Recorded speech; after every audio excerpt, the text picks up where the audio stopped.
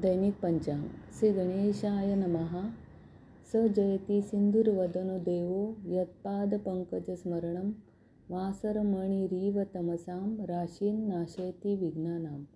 प्रारंभी श्री गजाननाचे स्मरण केले असता सूर्योदय होताच ज्याप्रमाणे तिमिर समूहांचा नाश होतो त्याप्रमाणे सर्व विघ्नांचा नाश होतो. तो सिंधुर्वदन देव उत्कर्ष पावत आहे. दिनांक 11 जानेवारी 2025. शालिवाहन श्री शके 1946. संवत्सर क्रोधी. अयन उत्तरायण. ऋतू सौर शिशिर ऋतू. मास पौष. पक्ष शुक्ल पक्ष. तिथी द्वादशी तिथी सकाळी 8:22 पर्यंत. नंतर त्रयोदशी तिथी सुरू. वार शनिवार. नक्षत्र रोहिणी नक्षत्र दुपारी 12:29 पर्यंत. नंतर मृगशीर्ष नक्षत्र सुरू.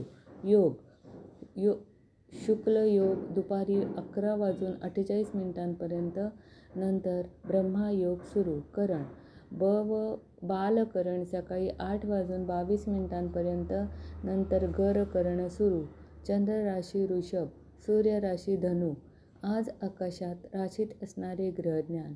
मेष राशीत हर्षल वक्री 29 अंशावर. वृषभ राशीत गुरु वक्री 18 अंशावर. चंद्र 19 अंशावर. मिथुन राशीत कोणताही ग्रह नाही. कर्क राशीत मंगळ वक्री 4 अंशावर. सिंह राशीत कोणताही ग्रह नाही.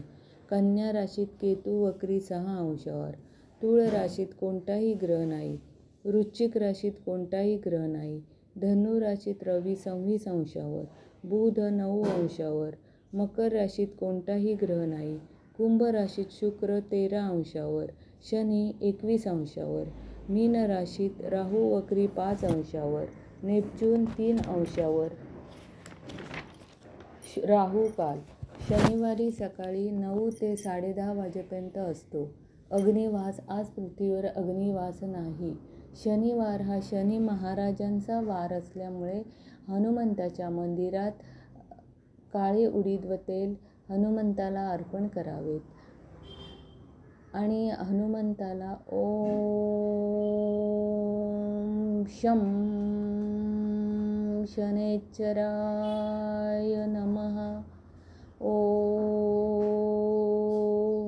हनुमंताय नमः चा जप करावा.